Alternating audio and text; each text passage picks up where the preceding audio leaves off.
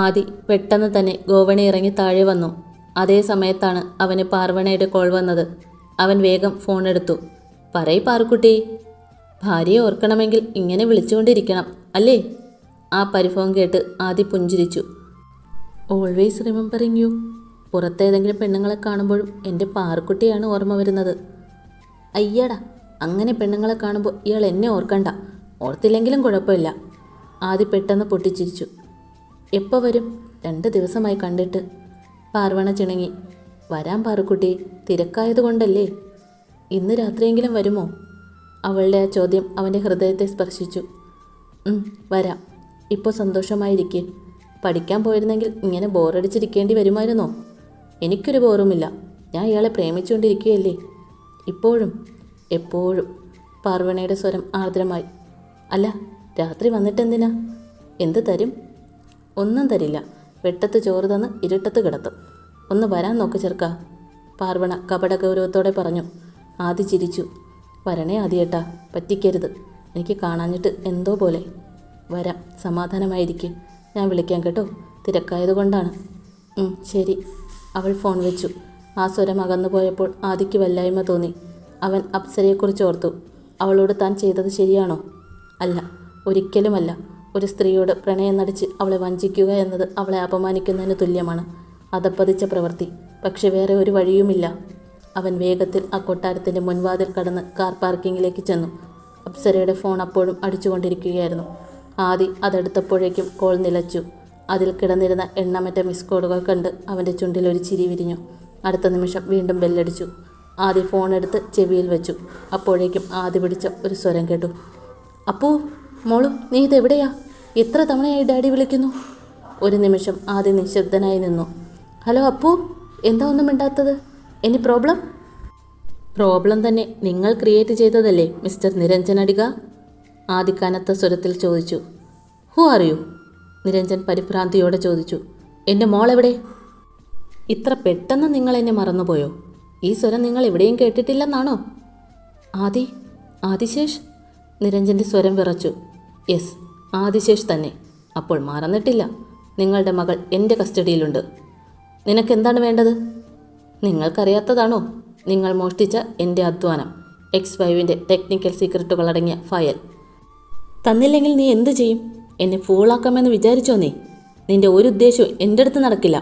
മര്യാദയ്ക്ക് എൻ്റെ മോളെവിടെയാണെന്ന് പറയ്. ആദി പരിഹാസത്തോടെ ചിരിച്ചു. ചുമ്മാ ശോഭിക്കാതെ നിരഞ്ജൻ സാർ, BP കൂടും എന്നല്ലാതെ ഒരു പ്രയോജനവുമില്ല. രണ്ടും കൽപ്പിച്ചാണ് ഞാൻ. നിങ്ങൾ നിങ്ങളുടെ മകൾക്ക് വേണ്ടിയല്ലേ എന്നെ ചതിച്ചത്?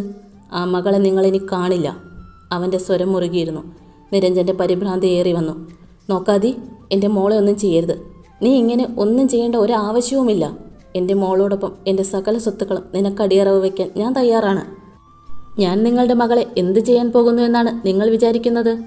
നിങ്ങൾ വിചാരിക്കുന്ന വിധത്തിൽ ഞാനൊരു സ്ത്രീയെ അപമാനിക്കില്ല. അതിന് ആദിശേഷം അത്രയും അതപ്പതിച്ചിട്ടില്ല. എനിക്ക് എൻ്റെ ഫയൽ തിരിച്ചു കിട്ടിയാൽ മാത്രം മതി. നിങ്ങളുടെ മകൾ സുരക്ഷിതയായി വീട്ടിലെത്തും. അല്ലാതെ യാതൊരു കോംപ്രമൈസിന് ഞാൻ തയ്യാറല്ല. ആദി അവസാന വാക്കെന്നതുപോലെ പറഞ്ഞു. നീ ഒരു വിഡ്ഢിയാണ് ആദി. കേവലം ഒരു പെണ്ണിന് വേണ്ടി നിന്റെ മുന്നിൽ വന്ന സൗഭാഗ്യങ്ങൾ തട്ടിക്കളയുകയാണ് നീ. നിരഞ്ജൻ പറഞ്ഞു.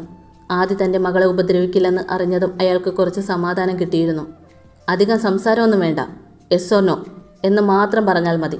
കുറേ ദിവസങ്ങളായി അച്ഛനും മകളും കൂടി എൻ്റെ സമാധാനവും സമയവും കളയുന്നു. ആദിക്ക് ദേഷ്യം വന്നു. എനിക്ക് സൗകര്യമില്ല. നീ എന്ത് ചെയ്യും? വീണ്ടെടുത്ത ആത്മവിശ്വാസത്തോടെ നിരഞ്ജൻ ചോദിച്ചു. നിന്റെ അടുത്ത് അവൾ സുരക്ഷിതയായിരിക്കുമെന്ന് എനിക്കറിയാം. അവൾ അവിടെ ഇരുന്നോട്ടെ. തട്ടിക്കൊണ്ട് വന്നതാണെങ്കിൽ പോലും നിന്റെ സാന്നിധ്യം അവളെ സന്തോഷിപ്പിക്കുകയേ ഉള്ളൂ. നിങ്ങളുടെ മകളോട് കൊച്ചുവർത്തമാനം പറഞ്ഞ് സന്തോഷിക്കാനല്ല ഞാൻ അവളെ എൻ്റെ അടുത്ത് കൊണ്ടുവന്നത്. അവളിൽ ബലപ്രയോഗം നടത്താനോ അവളുടെ ശരീരം സ്വന്തമാക്കാനോ ശ്രമിക്കില്ലെന്ന് മാത്രമേ ഞാൻ നിങ്ങളോട് പറഞ്ഞിട്ടുള്ളൂ. മറ്റെന്തും എനിക്ക് ചെയ്യാൻ സാധിക്കും. നീ എന്തു ചെയ്യുമെന്ന്? നിരഞ്ജൻ്റെ സ്വരം ദുർബലമായി. എന്താണ് ചെയ്യാൻ സാധിക്കാത്തത് നിരഞ്ജൻ? വേണമെങ്കിൽ അവളെ എനിക്ക് യാതൊരു തെളിവുകളും അവശേഷിപ്പിക്കാതെ കൊന്നുകളയാം. അല്ലെങ്കിൽ ജീവിതകാലം മുഴുവൻ നിങ്ങളറിയാതെ എവിടെയെങ്കിലും പൂട്ടിയിടാം. ആകെ അളമുട്ടി നിൽക്കുകയാണ് ഞാൻ. എന്നെക്കൊണ്ട് കടുത്ത തീരുമാനങ്ങളൊന്നും എടുപ്പിക്കരുത്. ഞാൻ അറിയാതെ എന്തെങ്കിലും നീക്കം നടത്താനാണ് തൻ്റെ ഭാവമെങ്കിൽ തനിക്ക് തൻ്റെ മകളെ എന്നേക്കുമായി നഷ്ടപ്പെടും. അവൾക്കിപ്പോൾ ബോധമില്ല. കുറച്ച് കഴിയുമ്പോൾ ജീവനും പോകും. നോ ആദി, എനിക്കവൾ മാത്രമേ ഉള്ളൂ. അവളെ ഒന്നും ചെയ്യരുത് പ്ലീസ്. നിങ്ങൾക്ക് ഞാൻ 1 മണിക്കൂർ തരാം നിരഞ്ജൻ. അതിനുള്ളിൽ മോഷ്ടിച്ച ഫയലുകൾ സേഫായി എൻ്റെ ഓഫീസിലെത്തിയിരിക്കണം. അവിടെ നിങ്ങൾക്കായി എൻ്റെ ആളുകൾ കാത്തിരിക്കുന്നുണ്ട്. അതിനുശേഷം നിങ്ങളുടെ മകളെ ഞാൻ ഒരു പോറൽ പോലുമില്ലാതെ നിങ്ങളുടെ വീട്ടിലെത്തിച്ചേക്കാം. എന്തു പറയുന്നു? നിരഞ്ജൻ അടിക നിശബ്ദനായി. നിരഞ്ജൻ, എൻ്റെ പ്രോജക്റ്റ് ഫയലുകൾ തിരികെ നൽകാൻ നിങ്ങൾക്ക് 1 മണിക്കൂർ മാത്രം സമയമുണ്ട്. ആദി, ദയവായി മനസ്സിലാക്കൂ. ഞാൻ ഫയലുകൾ എൻക്രിപ്റ്റ് ചെയ്തിരിക്കുകയാണ്. ഡീക്രിപ്റ്റ് ചെയ്യാൻ സമയമെടുക്കും. ആദിയുടെ സ്വരം പതറിയില്ല. 1 മണിക്കൂർ നിരഞ്ജൻ, അല്ലെങ്കിൽ അപ്സരയെ മറന്നേക്ക്. നിരഞ്ജൻ്റെ നിരാശ വർദ്ധിച്ചു. ആദി, നിനക്ക് മനസ്സിലാകുന്നില്ലേ? എൻക്രിപ്ഷൻ വളരെ കോംപ്ലക്സ് ആണ്. അത് ഡീക്രിപ്റ്റ് ചെയ്യാതെ ഞാൻ നിനക്ക് തന്നിട്ട് എന്ത് ഗുണമാണുള്ളത്? എനിക്ക് 4-5 മണിക്കൂറെങ്കിലും വേണം. ആദിയുടെ വിസമ്മതം ഉറച്ചതായിരുന്നു. 1 മണിക്കൂർ, അല്ലെങ്കിൽ ഡീൽ ഓഫാണ്. നിരഞ്ജൻ്റെ ശബ്ദം ഇടറി. ആദി പ്ലീസ്, എൻ്റെ ടീം അതിനായി ഇപ്പോൾ മുതൽ പ്രവർത്തിക്കും. പക്ഷേ എൻക്രിപ്ഷൻ മിലിറ്ററി ഗ്രേഡാണ്. ഞങ്ങൾക്കതത്ര വേഗത്തിൽ ഓക്കെ ആക്കാൻ കഴിയില്ല. എന്നിൽ നിന്ന് ഫയൽ മോഷ്ടിക്കുന്നതിന് മുമ്പ് നിങ്ങൾ അത് ചിന്തിക്കേണ്ടിയിരുന്നു. Please Adi, please. ശരി, 3-4 മണിക്കൂർ. അതിനുള്ളിൽ ഫയലുകൾ എനിക്ക് ആക്സസ് ചെയ്യാൻ സാധിച്ചില്ലെങ്കിൽ അപ്സരയെ പിന്നെ നിങ്ങൾ മറന്നേക്ക്. പിന്നെ ഫയലുകൾക്കൊപ്പം നിങ്ങൾക്കതിൽ യാതൊരു അവകാശവുമില്ലെന്ന സൈൻഡ് ലീഗൽ ഡോക്യുമെൻ്റ് കൂടി ഉണ്ടാകണം. എൻ്റെ ലോയർ പരിശോധിച്ചിട്ട് ഓക്കെ ആണെങ്കിൽ മാത്രമേ നിങ്ങൾക്ക് നിങ്ങളുടെ മകളെ തിരിച്ചു കിട്ടൂ. എന്തു പറയുന്നു മിസ്റ്റർ നിരഞ്ജൻ അടിക? നിരഞ്ജൻ്റെ കണ്ണുകൾ കുറുകി. ശരി, തന്നേക്കാം. പിന്നെ ഇതിനിടയ്ക്ക് ഇനി എന്തെങ്കിലും തരികിട കാണിക്കാമെന്ന് താൻ വിചാരിക്കുന്നുണ്ടെങ്കിൽ മകളോടുള്ള സ്നേഹം അങ്ങ് മാറ്റിവെച്ചിട്ട് വേണം പ്ലാൻ ചെയ്യാൻ. എന്നെ തനിക്ക് ശരിക്കറിയാമല്ലോ. തൻ്റെ മകളെ കൊന്ന് കുഴിച്ചുമുടാൻ പിന്നെ എനിക്കൊരു മടിയുമുണ്ടാവില്ല. വേണ്ട, അവളെ ഒന്നും ചെയ്യരുത്. ഞാൻ ചതിക്കില്ല. ഓക്കെ. ആദ്യം ഫോൺ കട്ട് ചെയ്തു. അവന് വല്ലാത്ത അസ്വസ്ഥത തോന്നി. നിരഞ്ജൻ എത്ര ശ്രമിച്ചാലും അപ്സരയെ കണ്ടുപിടിക്കാൻ ബുദ്ധിമുട്ടായിരിക്കും. അയാൾ അതിന് തുനിയില്ലെന്ന് തോന്നുന്നു. പക്ഷേ ഇനിയും 4-5 മണിക്കൂർ എടുക്കും ആ ഫയലുകൾ തനിക്ക് തിരിച്ചു കിട്ടാൻ. അതുവരെ അപ്സര ഇവിടെ ഉണ്ടാകും. ആ പെൺകുട്ടി തന്നെ വല്ലാതെ ആഗ്രഹിക്കുന്നുണ്ട്. അവളുടെ ലക്ഷ്യം പണമല്ല, താൻ മാത്രമാണ്. സോ ഉണരുമ്പോൾ അവൾ എങ്ങനെ പ്രതികരിക്കും എന്നറിയാൻ വയ്യ. ആദി പാലസിലേക്ക് വീണ്ടും തിരിച്ചു കയറി. മുൻവശത്തിട്ടിരുന്ന സോഫയിലേക്കിരുന്നു. വെറുതെ ഫോണെടുത്ത് പാർവണയുടെ ഒരു ഫോട്ടോയിലേക്ക് നോക്കിയിരുന്നു. അവളുടെ വിടർന്ന കണ്ണുകളിൽ നിറയെ സ്നേഹമാണെന്ന് അവന് തോന്നി. പാവം, ഇന്നവൾ മൊത്തം താൻ ചെല്ലുമെന്ന പ്രതീക്ഷയിൽ കാത്തിരിക്കും.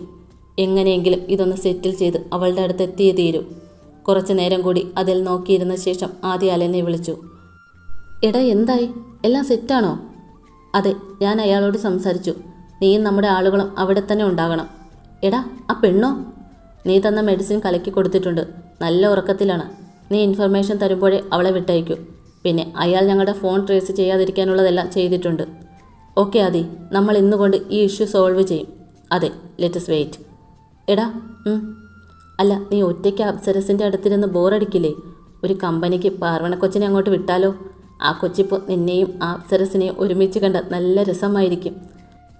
എടാ, ഈ നേരത്തെങ്കിലും നിന്റെ വഷളം നാവെടുത്ത് വളയ്ക്കാതെടാ. അവൾ എഴുന്നേറ്റ് എന്ത് ചെയ്യുമെന്ന് ഓർത്തിരിക്കുമ്പോഴാ അവൻ്റെ ഒരു നിന്നെ ഉണ്ടല്ലോ. ആദിയുടെ വായിൽ നിന്ന് വരുന്നത് കേൾക്കണ്ടെന്ന് വിചാരിച്ച് ചിരിച്ചുകൊണ്ട് അലൻ ഫോൺ വെച്ചു. 2-3 മണിക്കൂറുകൾ കടന്നുപോയി.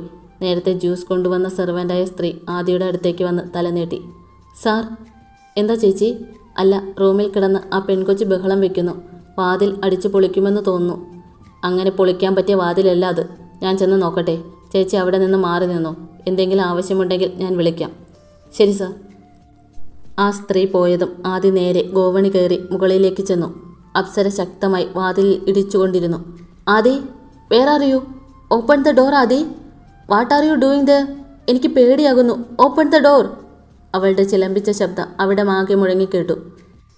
ആദി നേരെ അപ്സരയെ ലോക്ക് ചെയ്തിട്ടിരുന്ന മുറിയിലേക്ക് ചെന്നു.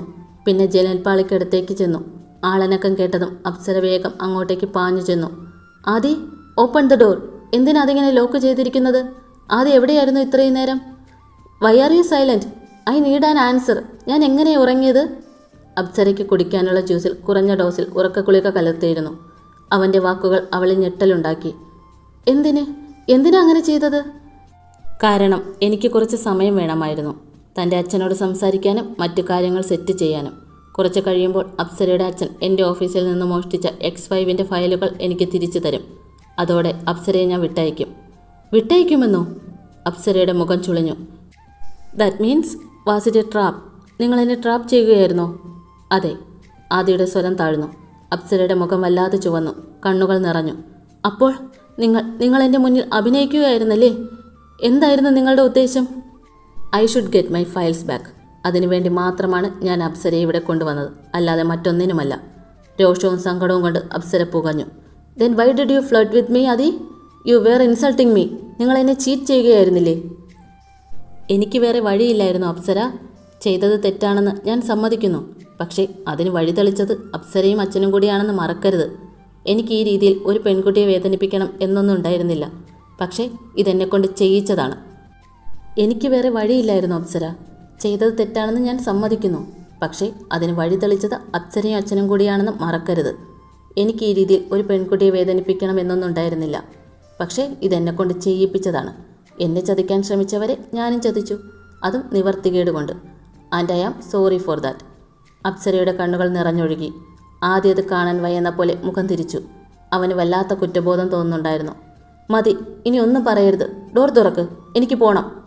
കുറച്ച് സമയം കൂടി ഇയാൾ ഇവിടെ സ്പെൻഡ് ചെയ്യേണ്ടി വരും. ഒന്ന് അഡ്ജസ്റ്റ് ചെയ്തേ പറ്റൂ. നിങ്ങൾ ആഗ്രഹിച്ചതെല്ലാം നടന്നില്ലേ? ഇനി എന്തിനാ എന്നെ പിടിച്ചു വെക്കുന്നത്? നിരഞ്ജനടിക ആ ഫയലുകൾ തിരിച്ചെത്തിക്കാനായി കൂടുതൽ സമയം ആവശ്യപ്പെട്ടതുകൊണ്ട് ആദ്യ അക്ഷോഭ്യനായി പറഞ്ഞു. അപ്സര ജനൽ കമ്പിയിൽ തലമുട്ടിച്ച് വിതുമ്പിക്കരഞ്ഞു. You cheat. നിങ്ങളെ പ്രേമിച്ചതിനുള്ള ശിക്ഷയാണോ ഇത്? ഇതാണോ ആദിശേഷ് എന്ന മഹാനായ ബിസിനസ് മാഗ്നറ്റിൻ്റെ മൊറാലിറ്റി? ഇതിലും ഭേദം നിങ്ങൾക്ക് എന്നെ കൊന്നുകളയാമായിരുന്നു ആദി. എനിക്കൊന്നും പറയാനില്ല അപ്സര. തന്നോട് ഞാനൊരു തെറ്റ് ചെയ്തു, അതിന് ക്ഷമ ചോദിക്കുന്നു. എനിക്കെൻ്റെ ഭാര്യയെ ഉപേക്ഷിക്കാൻ പറ്റില്ല. നിങ്ങളുടെ ഒരു ഭാര്യ? അവൾ ഉപദേശിച്ചു തന്ന വഴിയാവൂ ഇത്, അല്ലേ? നോ, അവൾക്കൊന്നും അറിയില്ല. വെറുതെ അവളെ അനാവശ്യമായി ഇതിലേക്ക് വലിച്ചിഴക്കരുത്. ആദ്യ അവസാന വാക്കെന്നതുപോലെ പറഞ്ഞു. അപ്സര പെട്ടെന്ന് ദേഷ്യത്തോടെ ടേബിളിലിരുന്ന ഫ്ലവർ വേസ് എടുത്ത് നിലത്തേക്ക് ശക്തിയിലെറിഞ്ഞു. ആ മുറിയിലുണ്ടായിരുന്ന എടുത്തെറിയാൻ സാധിക്കുന്ന തരത്തിലുള്ള എല്ലാ വസ്തുക്കളും അവൾ വലിച്ചെറിഞ്ഞു. ആ മുറിയാകെ അലങ്കോലമായി. ആദ്യം ഒന്നും തന്നെ തടയാൻ ശ്രമിച്ചില്ല. മിണ്ടാതെ നിന്നു. അപ്സര പൊട്ടിക്കരയുകയും മുടി പിടിച്ച് വലിക്കുകയും ചെയ്തു. കുറച്ചു കഴിഞ്ഞപ്പോൾ അവളുടെ ശരീരം വല്ലാതെ തളർന്നു. അവൾ വീണു പോകുമെന്ന് തോന്നി. ഒന്നും ചെയ്യാനാവാത്ത നിസ്സഹായതയിൽ അവൾ ബെഡിലിരുന്ന് പൊട്ടിക്കരഞ്ഞു. നിങ്ങൾ എന്നെ, എൻ്റെ പ്രണയത്തെ പരിഹസിക്കുകയായിരുന്നു അല്ലേ ആദി? നിങ്ങളുടെ ബിസിനസ് നഷ്ടപ്പെടാതിരിക്കാനായി നിങ്ങൾ എന്നെ സ്നേഹിക്കുന്നതായി നടിച്ചു. അപ്സര, ഞാൻ ഒന്നും പറയണ്ട. ഞാൻ നിങ്ങൾക്ക് വെറുമൊരു ഇര മാത്രമായിരുന്നു അല്ലേ? ഒരു പണയവസ്തു. പ്ലീസ് അപ്സര, അങ്ങനെയൊന്നും പറയരുത്. നിങ്ങളെന്നെ നിരന്തരമായി ചതിക്കുകയായിരുന്നു Aadi. You are so cruel. ഇപ്പോൾ കൂടി ഞാൻ ഉണർന്നിരുന്നില്ല എങ്കിൽ നിങ്ങൾ എന്നോട് സത്യം പറയുമായിരുന്നില്ല. ആ ഫയലുകൾ കിട്ടിയതിന് ശേഷം എന്നെ എന്ത് ചെയ്യാനായിരുന്നു നിങ്ങളുടെ ഉദ്ദേശം? പറയൂ. നിങ്ങളെ പ്രണയിച്ചു പോയ കുറ്റത്തിന് നിങ്ങൾ എന്ത് ശിക്ഷയാണ് എനിക്ക് വിധിച്ചത്? നിങ്ങളെപ്പോലൊരു ചതിന് എന്തുമാകാമല്ലോ. ഇല്ല അപ്സര, കുട്ടി എന്നെ തെറ്റിദ്ധരിച്ചതാണ്. ഞാൻ അപ്സരയെ നിരന്തരമായി ചതിക്കാൻ ഉദ്ദേശിച്ചിരുന്നില്ല. ആ ഫയലുകൾ കയ്യിൽ കിട്ടിയാൽ കുട്ടിയോട് ഒന്നും പറയാതെ തന്നെ ഇയാളെ നിരഞ്ജൻ്റെ അടുത്തെത്തിക്കാൻ എനിക്ക് നിഷ്പ്രയാസം കഴിയുമായിരുന്നു. ഞാൻ തന്ന മരുന്നിൻ്റെ ഡോസ് കുറച്ച് കൂട്ടേണ്ട കാര്യമേ ഉണ്ടായിരുന്നുള്ളൂ. പക്ഷേ എനിക്കങ്ങനെ ചെയ്യാൻ മനസ്സ് വന്നില്ല. ഇയാളോട് എല്ലാം തുറന്നു പറയണമെന്ന് തന്നെ ഞാൻ കരുതി. ഒരു പെൺകുട്ടിയോട് ചെയ്യരുതാത്തതാണ് ഞാൻ ചെയ്തത്. അതുകൊണ്ട് തന്നെ തന്നോട് അതിന് മാപ്പ് ചോദിച്ചില്ലെങ്കിൽ എനിക്ക് സമാധാനം കിട്ടില്ല. ഇനി നമ്മൾ കാണുമോ എന്നറിയില്ലല്ലോ. കാണാതിരിക്കട്ടെ എന്നാണ് എൻ്റെ ആഗ്രഹം. അപ്സര എന്നല്ല, ഒരു സ്ത്രീയും ഞാൻ കാരണം വേദനിക്കരുതെന്നാണ് എനിക്ക് തന്നോട് വെറുപ്പോ ദേഷ്യമോ ഇല്ല അപ്സര. പക്ഷെ പാർവണ എൻ്റെ ജീവൻ്റെ ഭാഗമാണ്. അവളല്ലാതെ മറ്റൊരു പെണ്ണിനെക്കുറിച്ച് എനിക്ക് ചിന്തിക്കാനാവില്ല. കഴിയുമെങ്കിൽ എനിക്ക് മാപ്പ് തരണം. എന്നെ മറക്കുകയും ചെയ്യണം. എന്നിട്ട് സന്തോഷമായി ജീവിക്കണം. കുട്ടി the great business tycoon Niranjan അടികയുടെ മകളാണ്. തൻ്റെ അച്ഛൻ തന്നെ അത്രയും വിലമതിക്കുന്നു. സോ അദ്ദേഹം എന്നേക്കാൾ വളരെ മികച്ച ഒരാളെ തന്നെ കുട്ടിക്ക് നേടിത്തരും. I am sure. അതുകൊണ്ട് ഒരു വിധത്തിലും വിഷമിക്കേണ്ട. അപ്സര കരഞ്ഞു കലങ്ങിയ കണ്ണുകളോടെ ആദിയെ നോക്കി. കുറച്ചു നേരത്തേക്ക് അവളൊന്നും മിണ്ടിയില്ല. വെറുതെ ബെഡിൽ മുഖം കുനിച്ചിരുന്നു. ആദി താഴേക്കിറങ്ങിപ്പോയി. കുറച്ചു നേരം കഴിഞ്ഞ് അവൻ തിരിച്ചു വന്നു. അവൻ്റെ കയ്യിൽ ഒരു പാക്കറ്റ് ഉണ്ടായിരുന്നു. അതവൻ വിൻഡോയിലൂടെ അപ്സര ഇരുന്ന ബെഡിലേക്കിട്ടു. അവൾ ഞെട്ടി മുഖമുയർത്തി. അവളുടെ നിറഞ്ഞ കണ്ണുകൾ ആദിയിൽ പിന്നെയും വല്ലായ്മയുണ്ടാക്കി. ഫുഡ് കഴിക്കൂ അപ്സര, ക്ഷീണമുണ്ടാകും. ഇത്രയും സമയമായില്ലേ? അച്ഛൻ്റെ കോൾ വന്നോ? അവൾ തളർന്ന സ്വരത്തിൽ ചോദിച്ചു. ഇല്ല, ഫയലുകളെല്ലാം ഡീക്രിപ്റ്റ് ചെയ്യണം. ലാർജർ ഫയൽസ് ആയതിന് സമയം പിടിക്കും. I know that. ഇപ്പോൾ രാത്രിയായോ? ഇല്ല, സന്ധ്യയായി. പേടിക്കണ്ട, അധികം വൈകാതെ തനിക്ക് പോകാം. എനിക്ക് പേടിയില്ല. അപ്സരയുടെ സ്വരം നിർവികാരമായി. ശരി, ഫുഡ് കഴിക്കൂ. Again sorry for all the troubles I have given U. Apsara ഒന്നും പറഞ്ഞില്ല. ആദ്യം ഒന്നും മിണ്ടാതെ താഴത്തേക്ക് പോയി. കുറേ സമയം കൂടി കൊഴിഞ്ഞുപോയി. അവൻ ആ മനോഹരമായ കൊട്ടാരത്തിൻ്റെ വലതുവശത്തായി കാണുന്ന പൊയ്കയുടെ അരികിൽ ചിന്തകളിലാണ്ട് നിന്നു.